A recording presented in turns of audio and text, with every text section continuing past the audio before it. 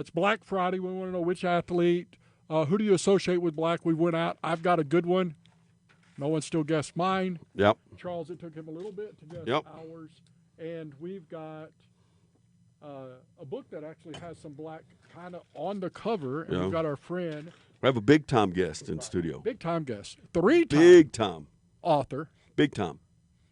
He has books with no pictures in them. Exactly. Big books. That's why I can't read them. He's like, Exactly. There's way too many words. I hear you. Mm-hmm. Hello, Andrew. Hi, Kenny. How are you? I'm wonderful. Andrew, introduce you, Andrew Brandt. Or do you go with the J. Brandt? The author name is Andrew J. Brandt, yes. Okay, excellent. Andrew, I'm very proud of you. Well, thank you. Okay, so I don't have kids, but it seems like to me that you're one of my kids. Because you came in here as an unpublished author. Right. You just you weren't just a guy running the phone medic, and it was All-Star? It was All-Star Computer. It was All-Star Computer, and then you bought into, or Gabe, whatever, whichever. You bought it, you bought it, whatever it is. We bought Phone Medic, yeah. No. And so you and Gabe are running the phone medic, 34th and Georgia, Suite 8. Got Black Friday sale going on today? We do. We have some of our iPhone repairs are up to 50% off today. Wow. Yeah, so if you're running around today, you got a cracked screen on your phone, by all means, swing it by the Georgia Village Shopping Center at 34th and Georgia. We're Suite 806. Okay, I would tell you could probably drop off your phone, get in line at the Walmart on Georgia. Yep. By the time you're out of the line at the Walmart in Georgia, phone may be fixed. Yeah, most of those iPhone repairs take about an hour. So. Well, it may take you longer than that to get there. I was going to say, they may be closed by the time you get out of Walmart. Drop it off at the shop. Are we busting the beats over there today? Is Roro still coming? Oh, yeah. DJ Roro will be in the shop from 1 to 3 p.m. today. On the ones and twos? On the ones and twos. Y'all don't know how hip I am. What time I is know this? how hip you are. What time is this? We're open regular hours. Your current hip issues has nothing to do with your music selection. I would say I broke a hip. Yeah, replacement. And DJ Roro will be on site from 1 to 3. 1 to 3. Sweet. Okay, excellent. Music, lots of stuff, and also we've got a box there if you're out and about and you're shopping. Right. Socks, hats, and gloves. They've got a box there for the Maverick Boys and Girls Club. Go by, drop something off, but go get your phone repair. All that stuff. We've got all that taken care of, 34th and Georgia. And I will tell you, Kenny, we've already had dozens of people drop off socks, hats, and gloves for these little kids. And so really, thank you so much for having us as a drop-off location for that kind of thing. Well, thank you. And it also goes the other way. If you wouldn't allow me to put the box in there, we couldn't have that place. And it's good there because it's repeat businesses. You know, you go there, get the phone fixed, might come back, get a case, then you'll remember, maybe in the shopping center right there.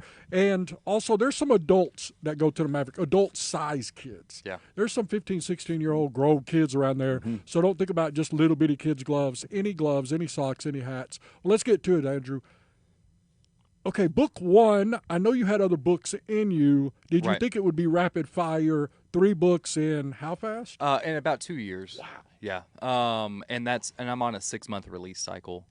So this Do you need to go see a doctor for that? What is this? This is May and November. So this is the November release for this year.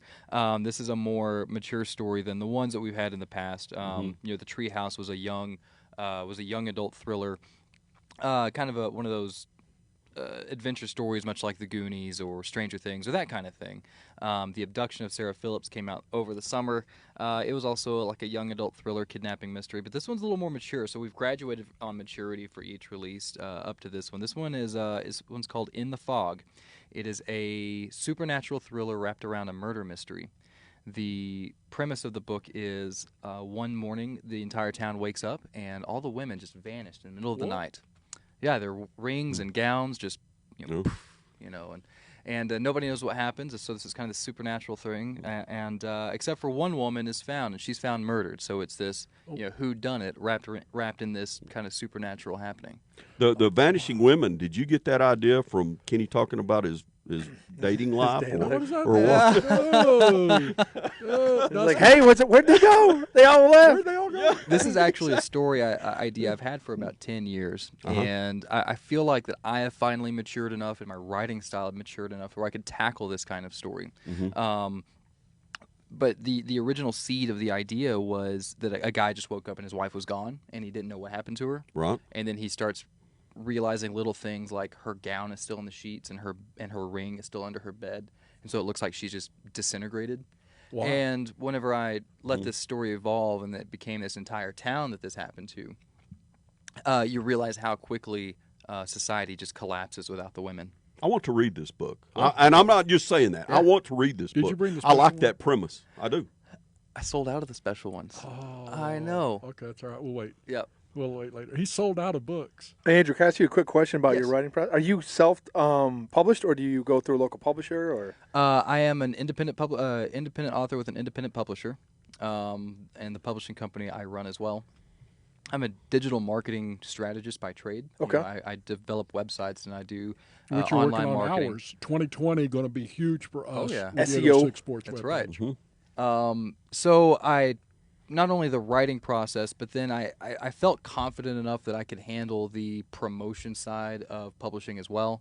Because you got CBS Sports Radio. Because I've got CBS Sports Radio, I've got a lot of great friends in this town, and it's really helped catapult this more from just me writing in my bedroom or at my writing desk to something that's very viable. I'm still trying to wrap my head around the fact that it's been 2 years since that first book came out. It doesn't seem like it was that long. Does it to you, Kenny? No, not at all. That's why I was thinking it was 3 books in 1 year. But I know Yeah. you went through an awful thing with you and your wife, and but still thankful that you have your wife. I am very much so. The good thing about that, went through that, and you're trying to get these books done because you know what thought maybe life would be changing, and now you've gathered a little bit more time. Do you name the characters in your book? We talk about this a lot with like the race car general managers at the race car track. Right. One of the best questions we ever had, Tom Tortorio, gave us one of the, whether he's mad at me or not, gave me one of the best questions ever on our program. That the racetrack take on the persona of the general manager of the track, or does the track become part of him? Same way with coaches. That Dumas Demon team over there definitely is a product of Aaron Dunham. Right. It is that way. So do the names come from to you, or do you come from the names? Do you understand that? Right. And to answer that question, I think really I pepper my books with names of people that I know. The bad guy in the next book is named Kenny. It's great. No, it's not. No. Charles.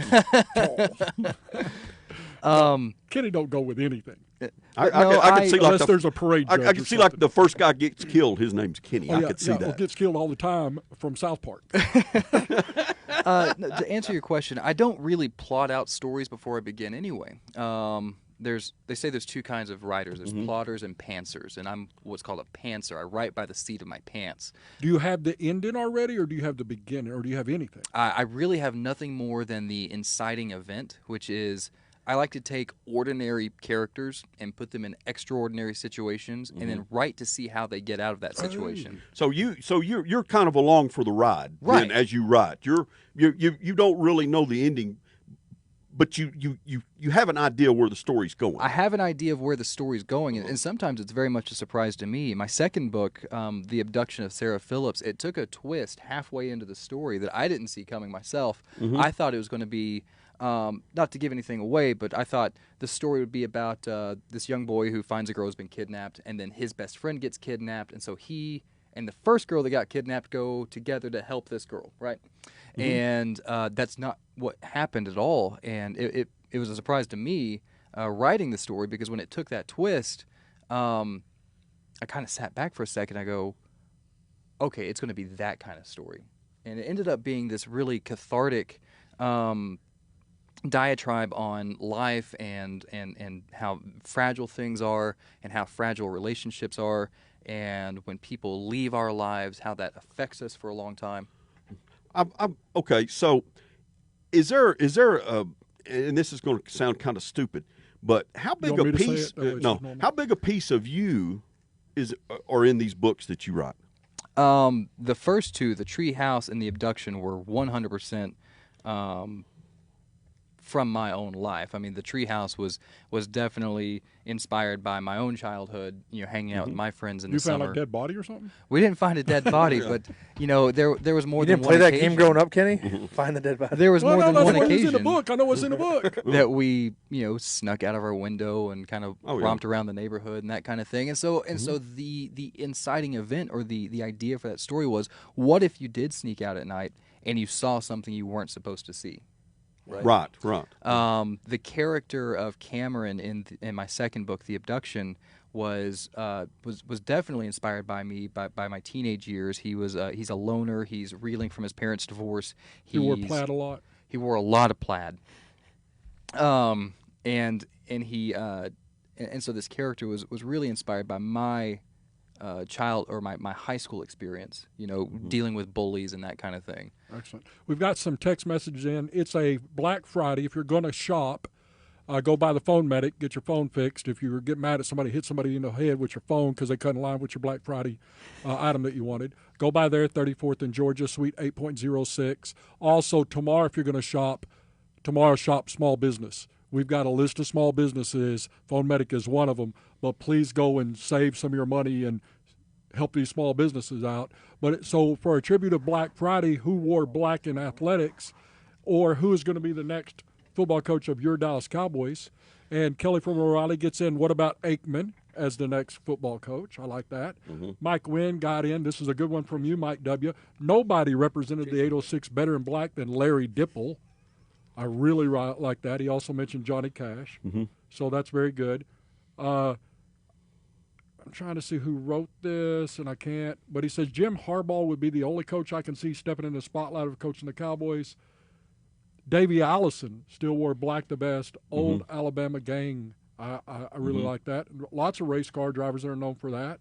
Orlando says wore black the best. The original Man in Black, Johnny Cash, replacement for Garrett. Another yes man, Kellen Moore. No. They're going to help me out. I'm just reading text. Oh, he's the OC. And Phil Moon gets in. Tim Duncan wore Blackwell for San Antonio. Really good one by you, good Phil. one. 806 Sports Radio, the fans' voice.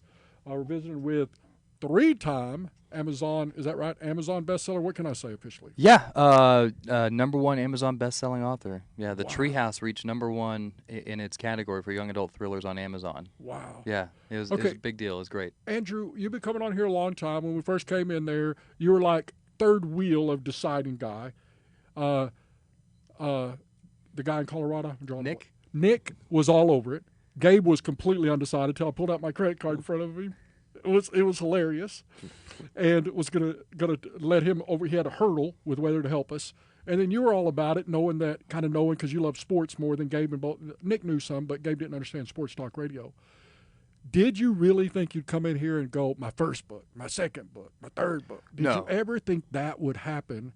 Let alone in 2 years. No, not at all, not at all. And it's because of the success of the Treehouse saw in the beginning that's allowed me to continue writing these books. Had the Treehouse released and it did nothing, I probably wouldn't have continued. I may have written one more, but because of the Treehouse, because of the success we saw there, because of the community really gravitating towards this project as well. I mean, it's easy to do when it goes well. Yeah. And I've been very fortunate. I feel like I've caught lightning in a bottle a little bit, and I'll continue to ride that lightning bolt until it fizzles out. We have really cool new Jimmy John's, the second best koozie in the 806. We have Jimmy John's Black, Jimmy John's koozies. We're going to start putting your Jimmy John's prizes inside of these and handing them out. If you want some of these, let us know. Our friend JB the Rams fan may have just broke the internet with his. Okay. Odessa Permian Moore best, Black best with Mojo. And here you go. Iron Mike Tyson, really scary in his black boots and his black trunks, coming with a whole bunch of whoop ass out of the corner. Nice. Really good by you, JB the Rams fan. 806 Sports Radio fans voice. We'd like to hear from you. 320-1440. Andrew, we're talking a little bit of sports. Who replaces Garrett? If Garrett is fired within the next week or two. Well, he's not going to be. They've said the end of the year. He came out today and said end of the year. They're just going to release him. His contract is up. They're just I'm your godfather. I didn't fire you. Happy Thanksgiving next year. If for some reason, let's say the Cowboys do lose this game against the Bears, coming up this abysmal trash can Bears offense next Thursday, and they let him go. I see Chris Richard taking over head coaching duties for now. Interim. But as for next year, the only big name that I can think of that. So whenever we're going to kind of go on a diatribe here, because right now when we think of these replacement head coaches. We want big splashy names, but you think about the guys who have taken over the league the last couple of years. Your Mike Nagy's, your Sean McVay's. They're young coordinators who don't have a whole lot of experience, but that maybe having that not a whole lot of NFL experience means that they are more imaginative. You know, that more so entrenched in the league. And so, who knows? We may see one of these young coordinators come up from, from I would say one of Andy Reid's, one of those style coaching staffs. I don't know. I think if Jerry were to want to make a big splash, I think he would choose somebody try to entice someone like Jim Harbaugh. I think maybe Jim would like to come back to the NFL. I don't know. He's getting paid a lot to not win a whole bunch of games. He is. He's getting paid a ton, but People forget how bad Michigan was. Yeah. Right. Yeah. It's like I saying you understand took how the bad they are, but Cincinnati Bengals and turned them into a 10-6 NFL team. Then you're like, yeah, but you're only 10-6. You were the Bengals. Yeah. I'm from They were Michigan. I bad. know. U of M was bad. They were bad. Really bad. Yeah. They were bad. and now they're mediocre. Yeah. That's No, an- they're competitive. They're competitive. They're 9-2 They're right They're now. competitive. Competitive. My bad. Andrew, I want to ask you another question about your Sure. writing. When you finish a book, Right. do you allow yourself to be satisfied with that?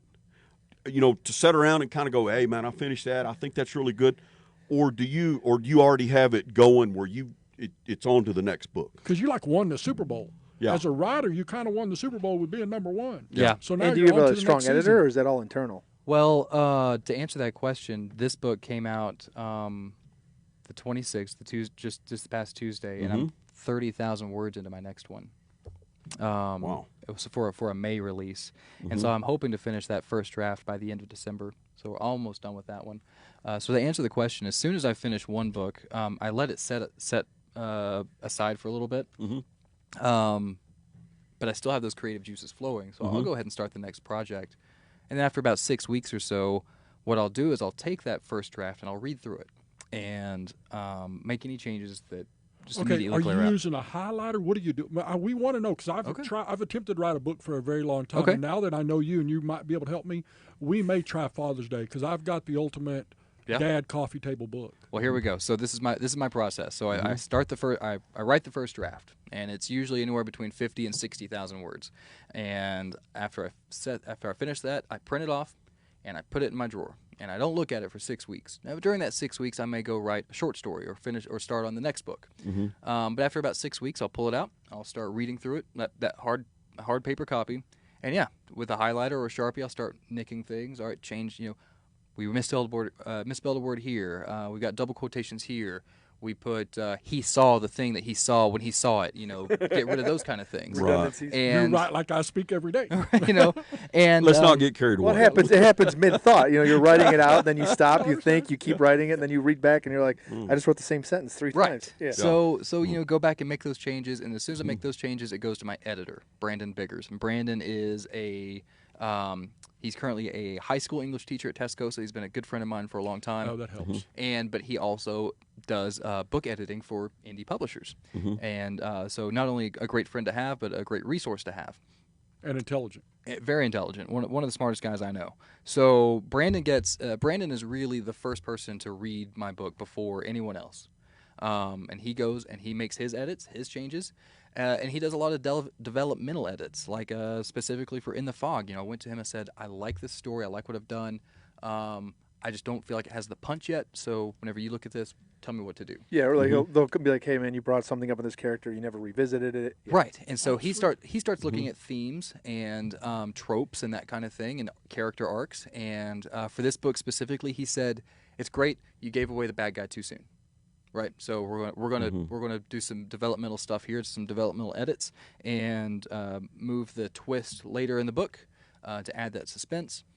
That's an amazing talent to have, too. Oh, And He's great. Yeah. And so after that's done, we read through it one more time. We make sure, again, we got rid of the double quotations, we got rid of any misspelled words. We make sure that those redundancies, like I said, I saw the thing that I saw when I saw it, those kind of things, we get rid of those. Once we're satisfied with that, we give it that last read through, go straight to the printer. All right, I want to put you on the spot. Okay?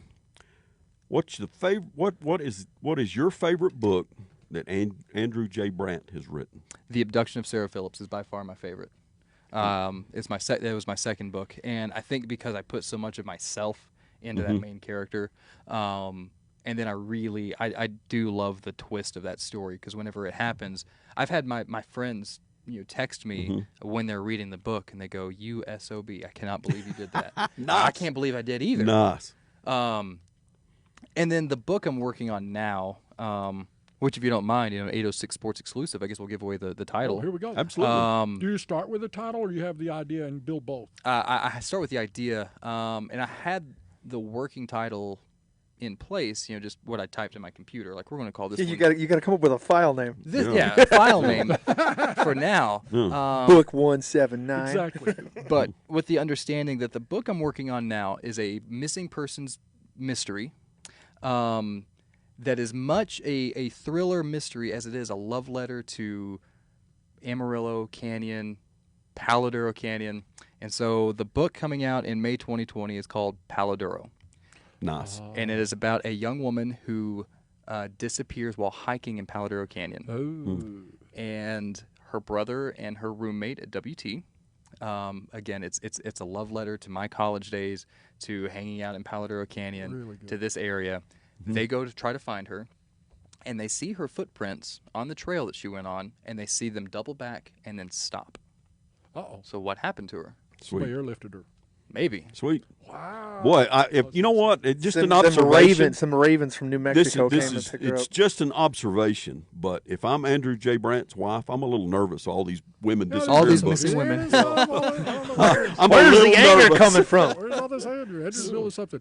Andrew, how do they get this book? You can get this book locally at Burrowing Owl Bookstore, whether the Amarillo location. Okay, tell me where this burrowing. Burrowing Owl is they have a location in Canyon on the square, Oh, I did not know and they've about been there for bookstore. years. Oh, okay. And they just opened their location here in Amarillo, right next to Jason's Deli at 34th and Coulter. Oh, Sweet. Okay. So we have our own independent bookstore, this small bookstore. And I shared a Oh, you need story. to find them for us. We'd love to visit with them. Oh, they're great, and they love local authors. Myself, a gentleman named Rick Treon, who's an award-winning local author, by the way. Rick just won a Pencraft Award for suspense. Oh, wow. He's great as well. So they really love local authors, and so they've got copies of this book, my previous books. Get it there at Burrowing Owl, either the Amarillo or Canyon locations. You can get it at Barnes & Noble. If you're Black Friday shopping today, put it in your Amazon cart. It's $14. You also at the Phone Medic. Yeah, by all means. If you come by the Phone Medic, I'll sign one for you. Excellent. Okay, and also, two more quick questions. We got Judge Phil. Thanks for holding Phil. Phil's driving to Fort Worth for a game. Okay. We got stuff from TCU. Got a lot of stuff going on. Andrew, a couple things I want to ask you, and the one of these is when you talk about having a book. I mean, you've got a book, you're an author, and all that stuff, and then people walk up to you, and now you're getting to be known a little bit, not Right. from being on the radio, but everything people see in your book and kind of that deal. What's that like? I mean, it's weird for Dusty and us. We'll be at the gas station, say, "Hey, I know your voice." Right. With you, it's not your voice as much. I don't know your hand. I don't know your penmanship. I mean, you kind of wear the flannel and stuff like that. Right. But getting noticed, what is that like? Goodness, I like to say I've been dealing with it for years, just because as the technology consultant for one of the local TV stations, I would go on the morning show and talk about technology. And so one of the things was like, "Hey, you're that computer guy on TV."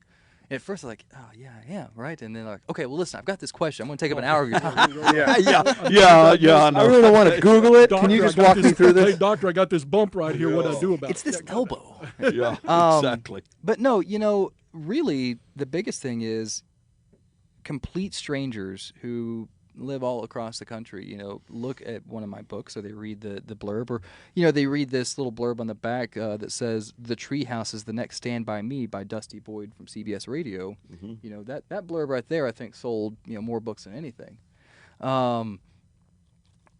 For complete strangers to see that and to go, "I'm going to take a chance on this little independent author," this. I don't have the machinery of a large publishing company behind me, so it's 100% communication between myself and the readers. book signing tomorrow. What do you got going on? Yep, November 30th, which is tomorrow, from 4 to 6 p.m. Come out to November 30th. That just sounds Yeah. weird. Come out to Wow, I Urbana know. Coffee Works. Come out to Urbana Coffee Works from 4 to 6 tomorrow. And that's Aqua One Tea Time. So there's tea time stuff in there. Yes, there They're is. fans of our friends of Urbana. Yep. We have these bottled water thanks to all the people, Craig over there, and all the people with Aqua One Tea Time. All that's all. Let me in tell one you something. location Aqua One makes a cinnamon vanilla red tea now. Oh, in the gallon jug, the and tea that's time part. You're and right. I swear they put something addictive in there. Oh no, they are. There it is, up like that. Look. Okay. First time you walked in Barnes and Noble and saw your book on the shelf. On the shelf was pretty cool experience. I think all authors have this mountain, right, that they want to climb, whether it's becoming a #1 bestseller or getting on the New York Times list or selling 1 million copies or being in a bookstore. And to see my book on the shelf was my mountain, right? I could sell 0 copies, but it could be there on the shelf. I'm like, Yeah, you that's got to it. start somewhere. It's That's like, it. Yeah. You know what my moment was? What's My that? picture at the post office. On Very the excited for you. wanted side? No, not on the wall. Kenny always walks into it, right? He always walks No, I right went in into there and it. it was gone. They Oh. take my picture down. Yeah. Like, okay, well maybe they just decided not to look for me no more. You They've given up. They're like, not worth it. know how much I care about you. Well, thank you, Kenny. I care Very about you. proud of you. Well, thank you. Uh, You know, I don't have family aside from my wife, who says hi, by the way. oh yeah, what's up? She said hi to Kenny, but I don't have a whole lot of family in town, and so my friends become my family. You know, and you have very much become a father figure to me. Thanks. I like older brother. Older brother, the Much crazy older uncle. brother. Yeah, no, not so much. Crunkle. But- The old Crunkle. Right, but I appreciate it. No, I check on you. I care a lot about you. I really do. That's the thing about it. People out there that don't understand me, I care about people. I really do. And then we have an unusual platform here that we can help a lot of people, and not just sports. And we got sports questions for you. Charles, come over here. They can talk all the sports they want, but helping people locally is what it's about. Hey, this is my therapy, Kenny. Well, You know that. we got some we just sold a book. Okay, cool. We just sold a book. All right, sweet.